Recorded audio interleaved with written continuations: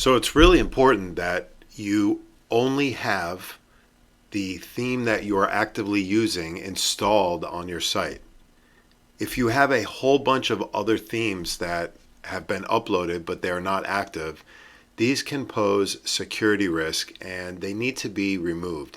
And it's a very simple process. You simply want to log into your website, and once you're logged in, you're going to go into Appearance and then Themes, and you will see that you have your active theme here. And if there are any other themes in there that you're not currently using, because you can only use one theme at a time, you're simply going to want to delete those. So you'll click on the thumbnail and then you'll hit the delete button in the bottom, confirm that, and we'll do that for the other remaining themes that we're not using.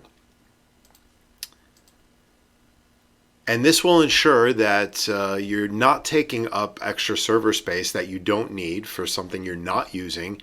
And it also will help to keep your site more secure, because these non-active themes can be a way for hackers to actually penetrate the security of your site and do some malicious activity. So I hope this was helpful, and it is a very easy action that you can do quickly.